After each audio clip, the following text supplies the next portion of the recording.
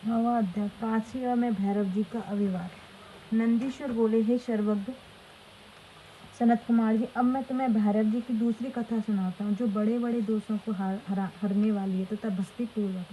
शंकर जी के सामीप्य से भैरव जी काल से काल हुए। उन्होंने महादेव जी की आज्ञा से कपालिक व्रत धारण किया और विधाता के हाथ में कपाल लेकर काशी आए, परंतु तीनों लोकों में विचरने वाली उस कठिन ब्रह्महत्या ने उनका पीछा न छोड़ा। शिव जी का अद्भुत महिमा। एक समय कपालिक का वेश धारण किए भैरव जी नारायण के स्थान को गए। जब महाकाल त्रिनेत्र ने शंकर जी के रूप में भैरव को आता देखा तो उन्होंने देवताओं और मुनियों को सहित उत्कर से दंडवत किया और कहा, लाकर उच्चासन दे। उनके मस्तक पर अंजलि बांध कर उनकी अनेक स्तुति की। इसके पश्चात उन्होंने कमलालया लक्ष्मी ने कहा, हे प्रिय कमलनयने, हे अनघने शुभजे, तुम धन्य हो। हे देवी, आज हम तुम दोनों बड़े धन्य हैं। जो जगतपति शिव जी का दर्शन किया है, वह प्रभु और ईश्वर के जिन विधाताओं ने लोगों को धारण कर रखा है, वह अनादि स्वर्ण शांत और 26 तत्वों से युक्त है। जो योगियों में ईश्वर भूतों के स्वामी है, सब प्राणियों के अंतर्यामी है और सर्वदा सब कुछ देने वाले हैं, उन्हीं से योगीजन समाधि में बुद्धि द्वारा देखते हुए वही है। इनको देखो, इन्हें योगीजन मन स्तर देखते हैं। वे ही सर्वव्यापक रूप रहित और सगुण रूप धारण किए आए हैं।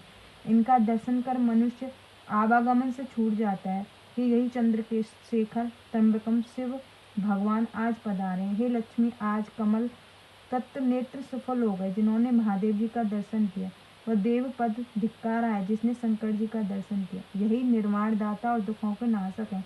इस देव के लोक में भड़कर अशुभ क्या होगा, जहाँ मुक्ति के लिए शिव का दर्शन ही प्राप्त न हो। ऐसा कहकर विष्णु जी प्रसन्न शिव जी से बोले, हे विभो, देवों के देव, हे सर्वज्ञ, सर्व पाप हरता, हे अविनाशी, आप किस लिए भ्रमण कर रहे हैं। हे त्रिलोचन, हे महामते, आपकी क्रीड़ा कैसे हुई। हे कमारी, आपकी कैसी चेष्टा है। हे शंभु शक्तिपति शंभु भगवान, आप भिक्षा क्यों मांगने लगे। हे जगन्नाथ, मुझे यह संशय है, क्योंकि आप तो त्रिलोकों के राज्य देने वाले।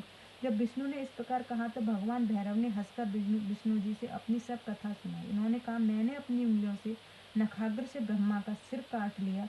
उसी पाप से सर्वनाथ इस शुभ व्रत का अनुष्ठान किया है। यह सुन विष्णु जी बोले, हे भैरव जी, आप तो समस्त विघ्न हरता है, फिर जो चाहे क्रीड़ा करें, परंतु मुझ पर तो इतनी कृपा अवश्य किए रखेगा कि अपनी माया से मोहित न कीजिए। हे देव, आप सबकी गति हैं। पार्वती पति, मैं आपकी कृपा से आपकी यावत चेष्टाओं को जानता हूँ। आप संसार के समय सबका हरण करेंगे। हे शिव जी, आप पराधीन नहीं हैं, आप अपनी क्रीड़ा से स्वतंत्र हैं। फिर हत्या जो आपके पीछे पड़ी है, इसका केवल यही कारण है कि आपको कि पापों को करके जो मनुष्य आपका स्मरण करे, उसके पाप नष्ट हो जाएं, क्योंकि आप में यह सामर्थ्य है। जो मनुष्य आपका भक्त होगा, उसका पाप नष्ट हो जाएगा। हे दयामय, आप तो कौतूहल मात्र हैं। आज मैं धन्य हूँ जो आप परमेश्वर को देखता हूँ। आज से मेरा परम मंगल हुआ जो आपके दर्शन पाया। आपके दर्शन से तो स्वर्ग अपर वर्ग तृण के समान प्रतीत होता है। विष्णु जी के ऐसा कहने पर निर्मल लक्ष्मी ने अपनी मनोरथी नामक विद्या उनके पात्र में छोड़ दी। भैरव रूपधारी महादेव जी ने प्रसन्न हो भिक्षाटन के लिए दूसरी ओर चले गए।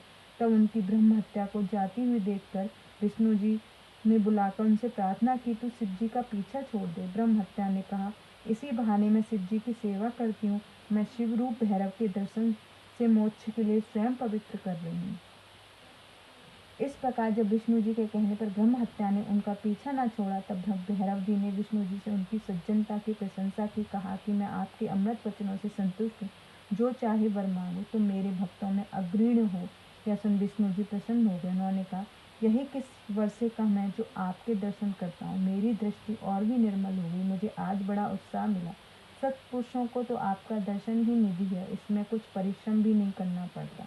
हे प्रभु, आप यही वर चाहता हूँ, आपके चरणों से मेरा कभी वियोग न होवे। इससे सिवा मुझे कुछ और न चाहिए। भैरव जी एवं मस्त कह विष्णु जी को कहा, सब देवताओं को वरदाता हो। इस प्रकार विष्णु जी पर कृपा भैरव जी की अविमुक्त क्षेत्र काशी चले आए। भैरव जी काशी आते ही ब्रह्म हत्या हाहाकार कर पाताल में समा गई। उसी समय ब्रह्मा जी का सिर भैरव जी के हाथ से छूट गया, पृथ्वी पर गिर पड़ा और कपाल मोचन तीर्थ हो गया। भैरव जी ने बड़े आनंद का नृत्य किया। कारण भैरव जी के हाथ में ब्रह्मा का कपाल तब तक चिपटा ही रहा था, तब तक वह काशी नहीं पहुंचे। परंतु ज्यों ही वे काशी में प्रविष्ट हुए, त्यों ही उनके हाथ से छूट गिर पड़ा। इससे उनको बड़ी प्रशंसा हुई।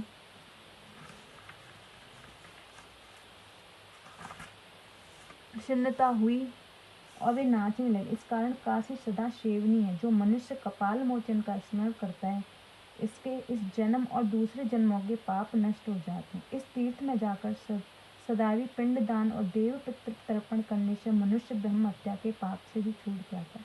जो नित्य भैरव जी का दर्शन करता है, वो अपने हजारों जन्मों के पापों को नष्ट करता है। जो मनुष्य काशी में रहकर कृष्ण अष्टमी के दिन या मंगलवार के दिन कालराज का दर्शन करता है, उसे पुण्य क्षीण होते हैं। जो मनुष्य भैरव उत्पत्ति नामक इस पवित्र इतिहास को सुनेगा, वे सब पापों से छूट जाएंगे। यदि कोई कारागार में पड़ा हो तो इस कथा को सुनकर सब कष्टों से मुक्त हो जाता है। इति शिव महापुराण द्वितीय शतरुद्र संहिता का 9वां अध्याय समाप्त। जय गुरु जी।